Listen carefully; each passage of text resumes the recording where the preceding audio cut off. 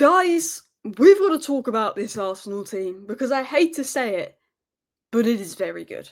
It is very, very good. And I literally even forgot to add Eze as depth there for Odegaard.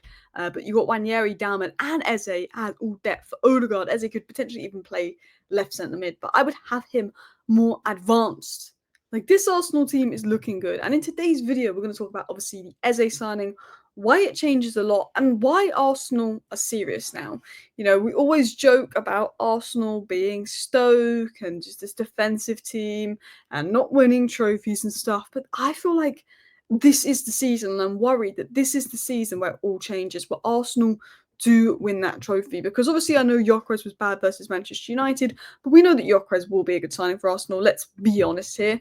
But I feel like things are starting to change for Arsenal. So in today's video, I've actually done some notes and a little bit of a breakdown on like why I'm a little bit worried about Arsenal, why I think they're serious, how Eze unlocks Gyökeres, and more. But I want to go back to the beginning of my notes, and I want to go back to this, which is via data MB, because when I think about Arsenal and when I think about Arsenal's weaknesses, it is players that I think can come up with something out of nothing. Sometimes, like Arsenal PSG is the biggest example, where Arsenal have a lot of the ball, but they need that goal versus PSG, and that goal wasn't coming, and they just need someone to get something out of nothing. Now, we've criticised Arsenal a lot because they don't win ugly. Sometimes Manchester City will play bad, but they had that quality, and Haaland or De Bruyne would do something crazy to get City goal, and City win that game and then win the league title. Same with Liverpool and Salah. Whereas Arsenal, other than the Manchester United game, they haven't won ugly in many games. They haven't got that scrappy winner. But with the signings, first of all, with Gyökeres and Madueke, and we're going to talk about Eze, you can look at all of Gyökeres' stats here. Goals, assists, blah, blah, blah, blah. Shots, third. Shots on target, third. You look at Madueke's stats, if we go here as well. Ball carrying frequency, second. Expected goals, third. You know, again, good ball carrier. Someone that likes to dribble, take people on, take risks. Gyökeres, someone that likes to have shots. Someone is in consistently dangerous areas.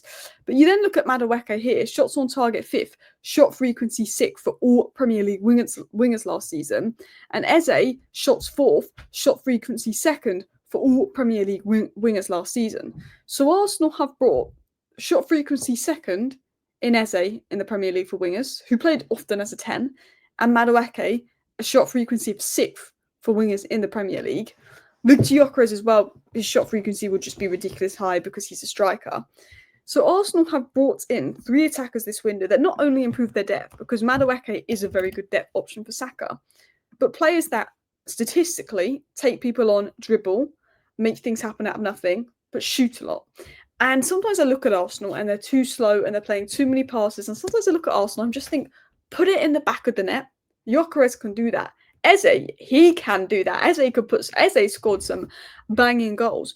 But also, there's another thing about Arsenal, which I wouldn't say Eze is the transitional player, but I think Gyökeres can be. Gyökeres is very good at running the channels. We're going to talk about how Eze makes Gyökeres better. But there's another thing about Arsenal, sometimes where Odegaard, I think, is a good player. Didn't have the best season last year, but Odegaard can take too many touches and slow the game down. If Eze plays as a 10 over Odegaard, he can play that ball quicker. Arsenal can sort of transition quicker, which can suit Gyökeres, which also can help Arsenal break down teams. So yeah, we're going to look at Arsenal and just talk about why this Arsenal team is different now. Why this is different. Because it's gone too far. I like going Arsenal's attack. You know, they're not going to win trophies. I like joking Stoke FC. Obviously, they are very good. But it just feels like this team can win the trophies. And look, pressure's on Arteta if he doesn't win. There's also talk, David Ornstein said before the Eze bomber yesterday that Eze was considered more of an H/10 position player rather than a left winger, which I do think his best work comes more centrally. And it would be interesting to see how he's used, because I think Gyökeres likes to come out left to run the channel. So could Eze be coming more centrally? Because I think Arteta, if he's going to ask Eze to hold the touchline, you might as well have got a Rafael Leao. Would be wasting Eze. Is he going to come in for Odegaard at times? It will be interesting. But maybe if Arsenal sell Martinelli or something, maybe you go for a winger. But I do think he's your final signing. But let's talk about Arsenal. So I always say that Arsenal's foundations are set. Off the ball defensively, they are the best team in the Premier League. You can argue the best team in the world off the ball defensively. They're very compact. White and Timber at right back. White's really good with overlapping runs, combining with Odegaard. Timber is just so defensively secure. Calafiore, I think he's got a lot to bring if he can stay fit. And Lewis Skelly, while young and raw, he's very good and technically good on the ball and does well in his duels. Gabriel and Saliba is a solid centre-back pairing, and I think that Saliba is more aesthetically pleasing and maybe better on the ball. But I honestly feel like Gabriel was just a monster and was the better centre-back of the two last season. They've obviously got players like Mascara that can be back up for Saliba, which is a very good option there. And I think Kivior, if he stays, is back up for Gabriel, but I think Kivior is going to go. Midfield, you've got Declan Rice, Subamende, Odegaard as your main midfield three. Marino and Norgard are the depth options in there. And then if you're looking at depth for Odegaard, where you've got Eze, you've got the very exciting Max Dowman and Wanyeri, who could also play out wide like Eze, and it gives a bit of variety. But we look at Arsenal. Off the ball, fantastic. But the question mark around Arsenal has been the attack, breaking down low blocks, ball carriers, and transition threat. And of course, depth. When Saka got injured, when Havertz got injured, there was a lack of depth at Arsenal. And, Sterling was playing. I think Wanyeri got a lot of minutes in the end, which he was very good. But there was a lack of depth there when you're looking at a title challenging team. And it's now, okay, you can rest Saka because Madueke can play. You can rest Martinelli because Eze can play. You can rest Odegaard because Eze can play. If Havertz was fit right now, you can rest Gyokeres because Havertz could play. All of a sudden, Arsenal now have this depth. So I look at Arsenal's issues. Attacking depth. They've solved that this window. I look at the biggest issue, the left wing.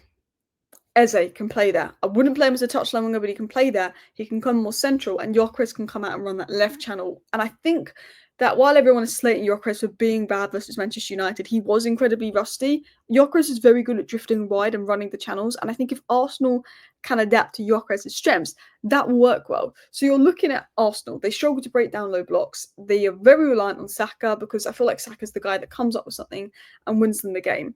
And I feel like this was the gap preventing them from going ahead of Man City and Liverpool. This was what was stopping them winning that title, was of course the injuries last season, but also when they had a lot of draws and they needed to win that game and they didn't have someone that would just shoot or just do something. And I go back to these statistics. Eze, Madueke, Gyokeres are all players that just shoot. They're all players that just go and look to do something. And I think that's a good thing to have. So we got the summer refresh. Gyokeres, Madueke, Eze. It's kind of changed the picture of Arsenal completely. Havertz and Gyokeres are more than capable of getting 20 goals. I think Gyokeres will get 20 goals plus, at least across all competitions this season. I think he will score a lot of goals. I'm not going to go off the one game versus Man United to say he's been a flop because Haaland was called a flop after the Community Shield. You can't judge a player off 1 game, 2 games, 3 games.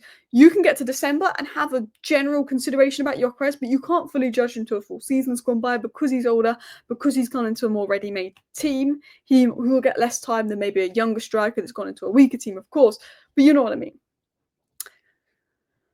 We know Saka's a world-class right winger. We know Madueke is flair, risk-taking. I don't think he was a £50 million player, but I do think that Madueke is a good winger to have. He can play either side. I think he's actually a little bit underrated, the signing in itself. I think he just overpaid.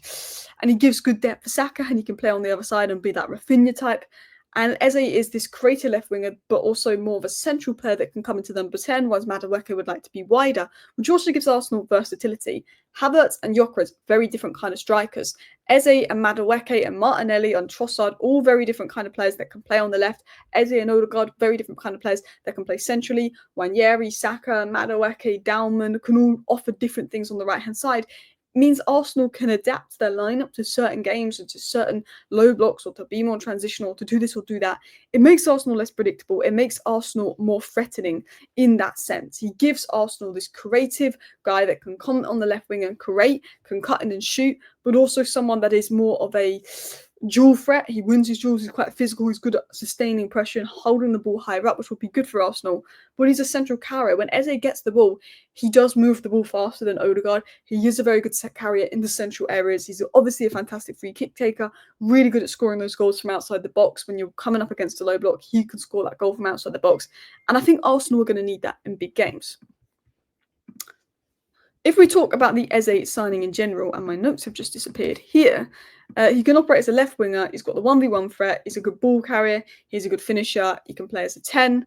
Gives Odegaard strong competition. I think if Odegaard drops off, you can rest him. I think sometimes I felt like Odegaard started the season well, got injured really early in the season and was never the same since. And I felt that Odegaard did look sharper in that Man United game. And I feel like Odegaard isn't a bad player, but maybe the lack of sharpness was why he wasn't at his best. And I feel like Eze can also help with that in weird ways. But Eze is good in tight spaces, but also offers moments of chaos. Eze, Gyökeres and Madueke bring chaos. The best way to break down a low block is chaos. It's unpredictability, it's chaos, it's overloading the box, having loads of players forward, having loads of movement, drawing defenders out, having players that can have a shot, that can have a cross. And that's what you've got. And that's how you're going to break down low blocks, because that's something that I feel like Arsenal have struggled with. And I think that this is such a big signing. Plus, you've done one over on Spurs. So yeah, I look at Eze and I feel like I predicted Arsenal to come second in my Premier League predictions, but I said if Arsenal signed Eze or Rafa Leao, I think Arsenal can win it. Yeah, that's why I don't want you to get Eze. Although I'd rather you win it than Liverpool, because Liverpool getting 21 is bad. But I'd rather Arsenal or City win it. I don't know, like, I don't like City, but you don't know it's City, whereas your fan base is so loud.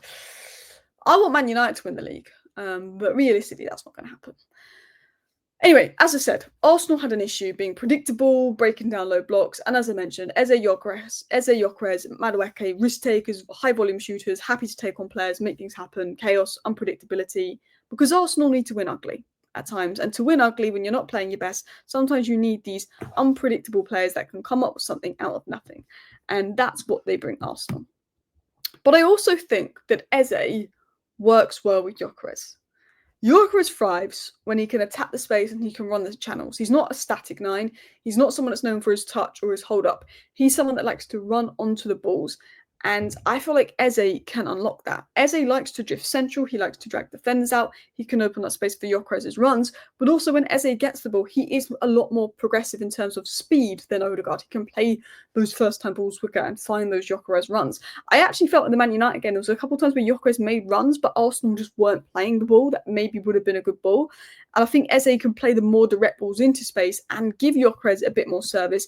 And also he can play behind Gyökeres. And if you look at how Gyökeres worked at Sporting, he had the left 10 almost come in as a second striker behind Gyökeres, and that worked. And that's what Eze can do if he's given the freedom to come inside more. Maybe Arsenal need more of an overlapping type left back than what they've currently got to fully have the balance there.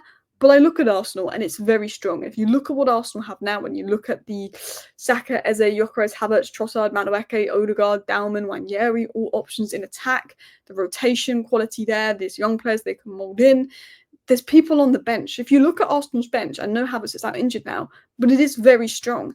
And it is okay, Havertz is out injured, and I know Gyökeres wasn't impressive in his first game, but Havertz is out injured, you've got Gyökeres now. Not Havertz is out injured, we've got to play Martinelli centrally, or we've got to play Trossard centrally, or we've got to play Marino number 9. No, we've got Gyökeres now. Saka's injured. Oh, we've got Madueke now, etc. You've got a world-class defence. You've got a very dominant, very good midfield, but you've got that depth and chaos in attack. So you're not going to be reliant on Saka to score goals, Odegaard to be creative, and Odegaard was really underwhelming last season, and that was sin. You've now got a squad that could dethrone City, that could dethrone Liverpool. And I do think if Arteta doesn't win a trophy this year, there's going to be questions on him. Like, he's made Arsenal good, but you've now got that team. I just think you can win it. Do you know what I mean? Like, you can win it. You know, obviously the Havertz injury is bad timing, but now you've got that left winger. You can win it. Anyway, thank you for watching. Let me know your thoughts down below. See you next time. Bye.